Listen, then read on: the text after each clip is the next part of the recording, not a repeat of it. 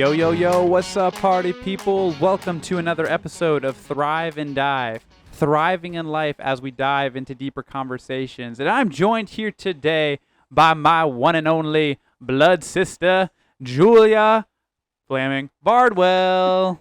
Yes. Hello. How are you, Julia Bardwell? I'm doing well, thank you. Yes. Awesome. Yes. So I wonder, Thrive and Divers, who do you think is older, me or Julia? Dun dun dun. Well, if you guess that I'm older, you are correct. Yay, Yeah. ding, ding, ding. Yes.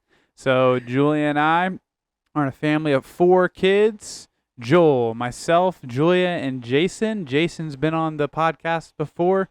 Joel has not yet been on the podcast before. Both mom and dad have been on the podcast, so you aren't the last one to be on the podcast. Good, I made it before being the You last made one. it before Joel. So Joel, watch out. Your time will come to be on Thrive and Dive. But I am thankful for Julia to be on the podcast. She lives in Jacksonville, Florida. And the time that we're filming this, she is here in town. Thanksgiving just happened on the days we're filming this. It might not be the close to Thanksgiving when this is released, but she's in town with her husband Jacob, who's actually in the room with us. You can't see him or hear him, but he is the man, just chilling and grilling as we film this Thrive and Dive episode. So super happy that they could be in town. It's always a blessing to spend time with them. It's always interesting, Julia. You know how it is. That family time is more few and far between. As seasons change. Now that you're married and in Jacksonville, I'm here in Vero Beach, and then obviously Joel and Jason are spread out, and Becca. So these are amazing moments to be together. So I'm thankful that you've chosen to spend this quality family time in my office. That's more like a closet, and not with our other family right now. But yeah. So how are you doing this day? Yeah, I'm doing really well. It's been fun to come and visit with family and see a few friends as well. It's always life-giving. It's busy, but good. Awesome. Great, Julia. Well, since you're new to the Thrive and Divers, I feel like we should do some warm-up questions before we dive into the meat of our content. So I did not prepare Julia with these questions, so it's just fresh off the top of your head. And we're not going to judge you for your answer or hold it against you if it's not what we're anticipating. But since we're a family, you're my sister, not only my sister in Christ, but my actual sister. So on the top of your head, what first thing that comes to mind of our childhood or high school or middle school or even recent years, what's been a favorite memory that you and I were in? And then what has been a moment where you were, let's say, frustrated or upset with me? So a top highlight of our time together growing up, and then a top low light, just off the top of your head. Wow. That is a hard question. There are many great memories as a childhood. I think recently I've been thinking a lot of our birthday celebrations, and not necessarily being a part of them because I was the younger sister and couldn't always participate. Couldn't hang out with the boys. Couldn't hang out with the boys. I tried a few times. I just remember a lot of the one about, I don't remember what age you were turning, but the medieval birthday that you had. Ooh, yeah. So Yeah, and the setup that mom and dad made for us, and I was able to participate. Jason and I had the privilege of joining you boys and all the activities that partook in that, and the amazing cake mom made. yes, I just think, she's yeah, really good. all the quality time we spent together, being homeschooled, you kind of couldn't get away Yeah. from each other. Homeschool clap, baby. Yeah. She was my classmate and my sister. Yeah, Double so, whammy. But yeah, shout out to mom with those amazing birthday parties with absolutely. amazing birthday cakes. Yes, those are always fun to reminisce and look at the pictures and videos that we have of those spectacular times. Yeah, Awesome. Yeah. And what was a low light of our Low light. upbringing? I don't know. We were both the middle children, so I think we picked on each other a lot. This is true. This is Yeah, true. I think you like to stir the pot and push buttons maybe where you Beep, weren't boop, boop, beep, welcomed. boop. But yeah, especially having my own room, you'd think that would separate us. But somehow you seemed to manage to come in, upset the dogs, since you weren't a big fan of them. But This is true. yeah, kind of cause a little chaos. Just To be fair, we had 4 dogs, yeah, so we some of you did- guys we can did maybe have- sympathize we with did me. have a lot. But But yeah, I don't know. The times where you're just like, why don't you love them as much as I love them? They're fluffy and they bark and lick you in the face. Why Oh, wouldn't you love yeah, that? amazing stuff. I love getting licked by a dog that just ate its poop 5 minutes ago. Favorite That is experience. gross. All right, we don't dwell on those moments. Okay, there you go. Actually, Julia, I did have mom on the Thrive and Dive several months ago now, and I asked her, "Who's your favorite child?" It was kind of an unfair Mm. question because we all know, she doesn't believe in favoritism. I don't think. Oh, I don't know. I'm yeah. starting to think it's Jason. Uh, The that youngest, baby the right there, youngest yeah. baby child stereotype. I think is kind of a real thing, not just a stereotype. Oh We love you, man. Jason. We love you, mom. But yeah, she did mention that out of the four, us two were the biggest troublemakers and the most opinionated of the four kids. Yeah. Joel and Jason, our older brother and youngest brother, were super chill, low key, kind of go with the flow, but we would speak our mind. So I Yeah. don't know if it's a good thing or a bad thing. I think it's a good thing because sometimes we gotta speak our minds and share what's for how we're really feeling. But at the same Yeah. time, sometimes we gotta keep our opinions to ourselves, right? Yeah. Yeah, Definitely. true that. Well, since I asked you the question, I'll go ahead and share my highlights and lowlights, some of them from our time growing up together.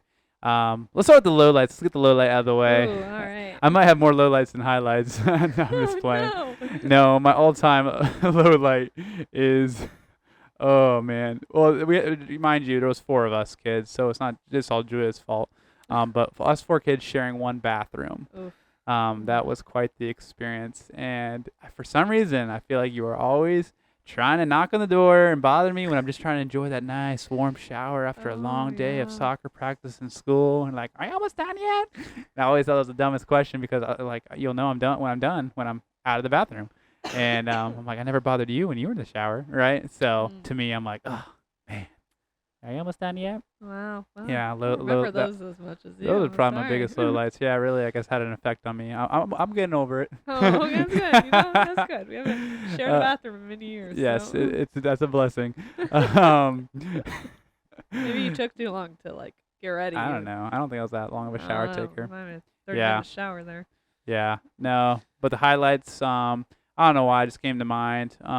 Just now that we're talking about it, is definitely the camping trips, that we would take as a family, because we went on one actually last year around this time, and it was really nostalgic of going on a camp out because you guys gotta know Thriving Divers that we Flamings have been on quite a few camp outs. And Wow. actually, our church had a group that would go on a camp out every fall. And actually, Jacob, who's in the house, Jacob, Julia's husband, his family went to these campouts as well. So good, fond memories of those camping trips. So, and Good with you times. specifically. But yeah, so those are some of the highlights and the lowlights. So this is my Yeah. sister, Julia. She's pretty cool, and I'm glad again that she's on the channel with us. And I specifically want to talk to her about kind of how the Lord has led her recently in recent years. So Julia, before I guess we jump into the meat of the content and basically you sharing your testimony of where you are at in terms of what the Lord has called you to do professionally, career wise. Go ahead and give us kind of a couple year context, if you don't mind, since graduating high school, and then go ahead and just jump right in from the outer context and go ahead and jump into kind of where the Lord has led you from college to where you are now. Yeah, definitely. I can't say I figured it all out. God's definitely still showing me things as I look back on the journey He's taken me. But it's been a good time to process. So, senior year, I was praying about what school to go to. I had the option to follow in yours and Joel's footsteps, go to Warner, Mm. or to kind of venture off on my own. And I kind of felt like the Lord calling me to go somewhere different. And University of North Florida opened up in Jacksonville, and I was like, okay, a public high school, a public college, not going from a private high school. I was like, oh, that's a Mm. little different than what I was expecting. But the Lord allowed Hannah Harwick, woo woo, shout Shout out out to to Hannah Hannah. Harwick if Uh, you're watching. yes, yeah, she allowed her to come with me, and we are roommates, and I'm very thankful for that opportunity to go into just a big school with a lot of controversial topics and discussions and different backgrounds from other people, to just have someone to share the highs and lows of what that was like, and watch God just grow both of us in our faith. Mm. So, yeah, going in, I knew that I wanted to continue in my walk with the Lord and continue growing in Him, despite the fact that many of my professors and fellow classmates would not be on the same path as myself. And so, going in, I had heard of the Navigators, their college ministry, from a few of actually your friends at UF that really loved it. And so, Hmm. I was curious to see what they would be like on our campus since they're different campuses. And so Hannah and I went out, and the first week they have all the different booths of clubs and campus ministries and just things going on. And we went to a couple of campus ministries and then came across the Navigator table and just was immediately just kind of taken in by the students that are a part of the ministry already and the staff. Just really accepted quickly and really encouraged to come to the first Nav night, which is our main big event on Thursdays where all the students come. And so myself and Hannah started attending those and immediately felt the Lord calling us to go to this ministry. They're a very solid group and taught biblically out of scripture and was just very into discipleship and continuing those generational relationships with people as well as the Lord. It just really felt, yeah, like I belonged there. Got plugged into a Bible study, met some amazing girls in that study, and just, yeah, felt like I created a new faith family up in Jacksonville, which is something I had prayed for, and the Lord definitely answered greatly in that. And just helping find a church home as well through that. And just, yeah, really easily having people to go to when the classes were hard and there's controversial topics going on. I was able just to like go to those people. Ended up rooming with two of the girls I met in the Navigators as well as Hannah. Really appreciated those friendships and what they brought. Um, yeah, so great things about the Navigators in college and just what they taught and how they grew me, and so that kind of led me to where I am right now. Yeah, so that's awesome. Thank you for that context in terms of how the Lord led you to University of North Florida and how that was a big, yeah, cultural shock, if you will, coming from a smaller Christian school, being homeschooled before that, and now in a big public university. And that's awesome that you were able to find a group to connect with right off the bat. This isn't really the main route I want to go in our conversation, but it is a good point to make is that if you find yourself, Thriving Divers, going to a university that's bigger, even a smaller one for that matter, I guess it doesn't really matter the size, is you need to plug in with people that are like-minded as you and that have the same convictions and values as you. Because if you don't, you could maybe feel tempted to feel like you're stranded on an island, believing things that only you believe when that in fact is not the case because many people believe things that you believe. You just gotta seek them out. So great. So you are plugged into Navigators, the college ministry at UNF. You graduated from UNF, and then tell me, well, what did you graduate with? What degree? And then what did you jump into career wise? And then basically what I'm getting to is kind of a spoiler. Julia works for the Navigators now. How did you get to working with the Navigators? How did the Lord lead you to that point? Yeah. Yeah, so I graduated with a psychology degree in a concentration of child psychology and thought I would work with kids and really enjoyed working with kids. And so I graduated a year early, so that kind of threw me off my track of what was next. I just like finished and I was like, oh no, what do I do? The Navigators in your senior year always push for the opportunity to go on staff with them. And I was like, no, I don't think that's for me. I was like, I really love the Navigators and what they do. I'll always recommend it to students going to campuses. I'll help where I can, living in Jacksonville, still being plugged in. But I was like, I don't think that's where the Lord's calling me to go. And it was a little difficult to find jobs for a psychology degree just as a bachelor. They normally like to have a master's degree. And I was like, I don't really feel like going for more school right now. And I started working at a preschool, still working with kids. And I thought maybe just getting my feet wet with working with kids and having something on a resume to show that and taking that somewhere else as I went. Then I was asked to continue leading a Bible study for the Navigators and their upperclassmen girls, and I was like, yeah, I can try to fit that into my schedule, and continued doing that. I really enjoyed leading a study and meeting with these women outside of Bible study and getting to know them, and just building up relationships. Like I mentioned earlier, discipleship is really big. So I was discipling a girl when I graduated, and I continued discipling her throughout that year of after graduating and working at the preschool. And I just found it really hard to meet these women like well and give my full time to them when I was working a 9 to 5 job and only had like Saturdays and Sundays free, as well as being newly married. I was like, this is kind of hard. And I still knew the staff very well on the campus and the Navigator staff, and was continued to be kind of like encouraged by them to pray about what it would look like to go on staff. Since I was still volunteering and helping out and really enjoying that, I decided, I was like, all right, I'll pray about it again and see what the Lord brings. And I applied, and I went to, they have a staff preview, which is like a weekend away that kind of tells you what it looks like to be on staff with the Navigators and to make that a career. And that's where I was like, all right, I think this is actually where God's leading me. I really enjoy discipling women one on one, just meeting with students. College was a crazy time for me of change, and I knew that that would never stop for students. College is always going to be a wild time with the different beliefs and things pushed on you. And so I was like, I think this is where the Lord's calling me. I didn't know really what that would look like going into it. I didn't know actually really what the staff did on the Navigators besides hang out with us, which Yeah, what do you guys actually do? I was like, what do you do? That's the question a lot of people ask me all the time in youth ministry. What do you actually do? Yeah, exactly. So I quickly learned what they do. Most of it is with students. And then yeah, applied and got accepted and started that process, which was pretty big to get all set up with that. Yeah, the Lord just kind of worked in a way that I didn't expect. I think it took that year out of school to realize that it's just not where He wanted me. I still love kids, still serve in children's ministry at my church. I still enjoy them, but it's just feeling like these college students needed a little more just opportunity to meet someone one on one, also closer to their age and kind of going through it. Just felt like, yeah, that was where God called me, even though I was like, no, I'm not going to do that. It's funny how He works. He goes, actually, you are going to do that, even though you said no. And so never say never. He might take you in that direction. That's true. Never say never to the Lord. It's a JB song too. Never say never.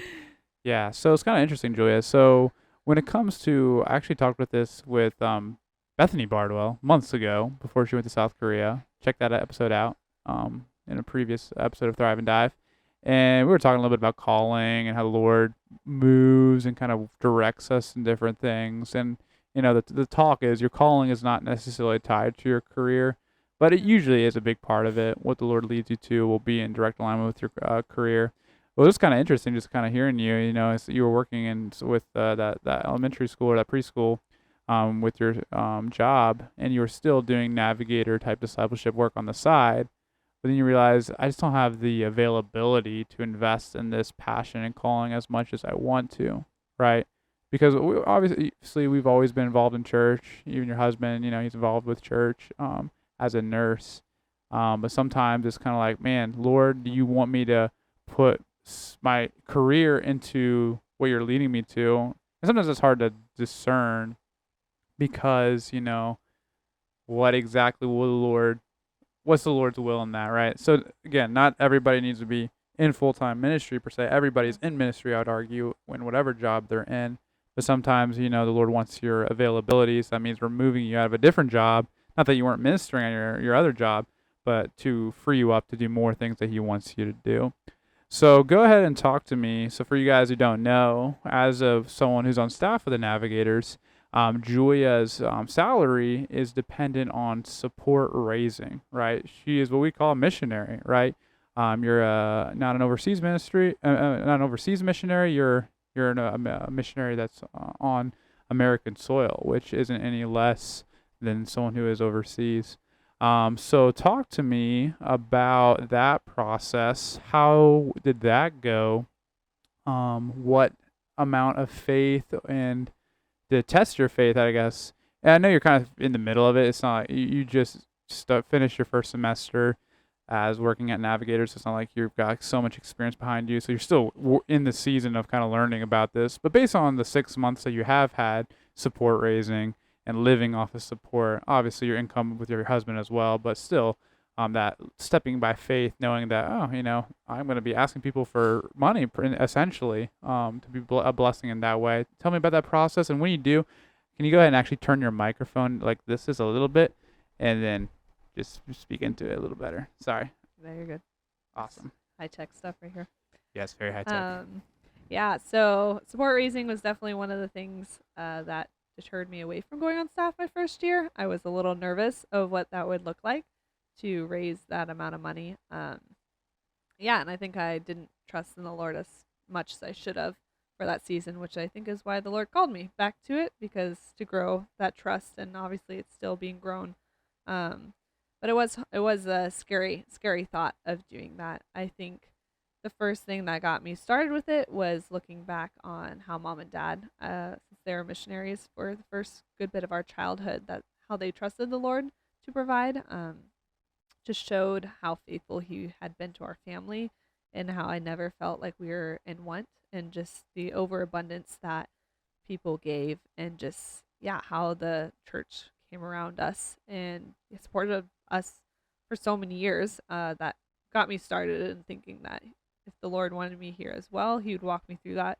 Didn't know what it would look like. I'm still figuring it out, but trusting that he would do that. And so they also do some intense training. The navigators set you up for success in fundraising, because not many people know how to support raise. It's kind of a bigger thing, and Yeah. no college really prepares you for that.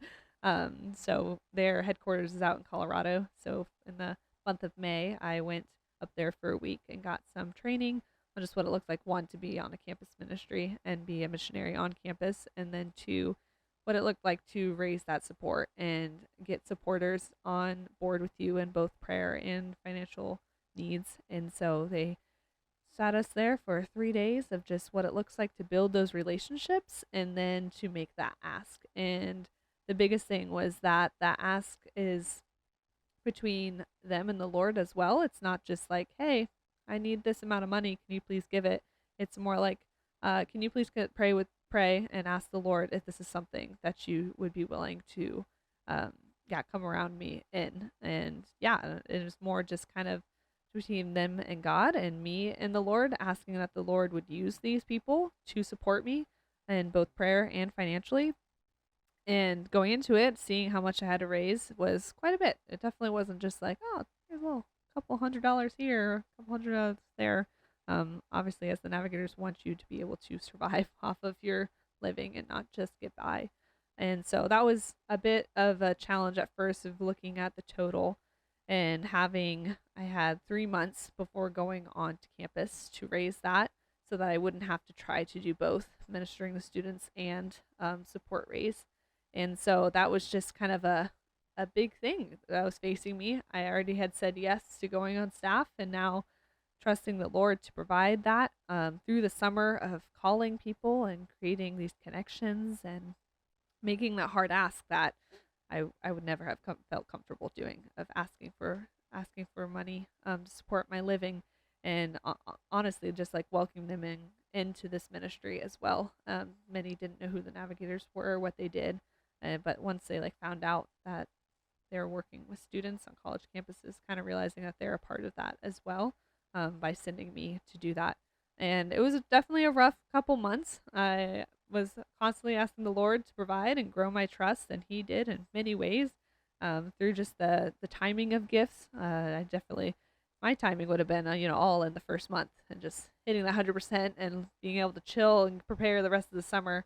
But the Lord had other plans where there would just be seasons of fruitfulness, and then seasons of just nothing. And I'd be like, all right, you wanted me to do this, so like I do have to be supported. And realizing, again, talking with other people on staff who all had different stories of funding as well, and just hearing their testimonies of how the Lord provided in ways that they didn't expect. And in His timing, again, I just think I had to constantly each day remind myself that it's in God's hands, and He's the one that's working through these individuals and to support me. And so many times I would doubt, and then the Lord would just provide the percentage I needed for that week. And I'm like, okay, I'm so sorry, I won't doubt anymore. That was silly of me. And then the following week, I'll be like, all right, nothing's really happening, and start doubting again and being like, no, I was just on that mountaintop last week where God did provide. Why is it so quickly, it's so easy of me to just go back to doubting that He wouldn't provide? And so it's kind of an up and down battle for 3 months. That was my job, was raising support. And I was like, this isn't really what I wanted to sign up for. I wanted to work with students. And so that was just a season of really trusting and still trusting. Thankfully, He did get me to a percentage that I needed to be on campus, and to be in a situation that was, gave me the opportunity to be on campus and not have to worry about raising support while working with students this semester. And so I'm still, trusting that if God wants me here for the next year, 2 years, 3 years, 4 years, whatever, that He would continue providing in that way. And He showed me that through the summer of seeing that I went from 0 to the number that I needed, which was a big deal. And just watching Him. So constantly growing. Something I learned recently, one of our trainings, that faith muscle, it doesn't just happen overnight, but it's like a constantly working towards growing it larger, with the help of the Lord, and just watching Him provide, and just the encouragement that I received through it as well from different supporters of just what the Lord was using them to speak to me, which was just, really encouraging. Wow, that's awesome. Well, thanks for sharing that, Julia. Here's a personal testimony of someone who is walking by faith and not walking by sight. I believe it says that in 2 Corinthians. We are to walk by faith and not by sight. And this is one example of that. And it's interesting, Julia, I challenge myself. I challenge everyone who's listening. Are you walking by faith and not by sight? And that doesn't always have to mean depending on the Lord for your paycheck like Julia is, right? Obviously, that's a pretty big expression of walking by faith, right? A lot of us have good job security. Maybe you don't. I don't know your context. But for the most part, right? Even me working at a church, right? I feel like I have a good amount of security, though it could change, right? Because I'm dependent on people's giving as well. Not in the same way that you experience, but in a way, the same thing. But largely speaking, this whole thing, walking by faith, Julia, is something that we need to make sure we are constantly evaluating. So walking by faith is really trusting in God, depending in God.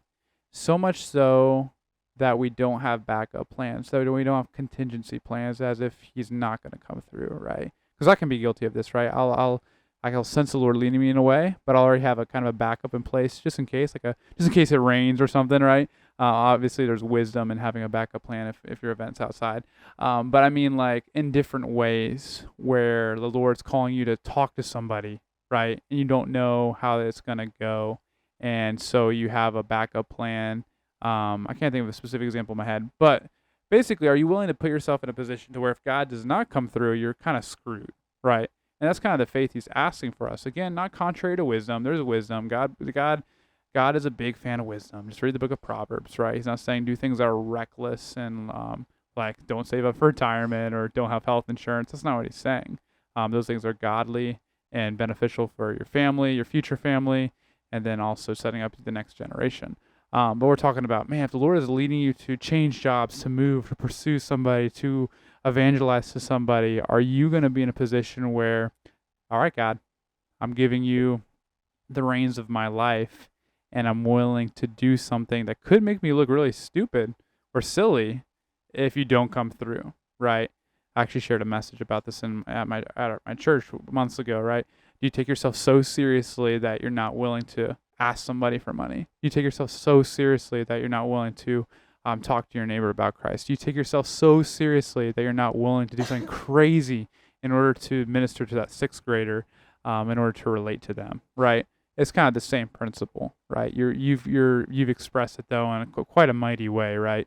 Because money is kind of one of those things that's like a very foundational, like you need necessity when it comes to the hierarchy of your needs. Money is kind of a big one on the list, right?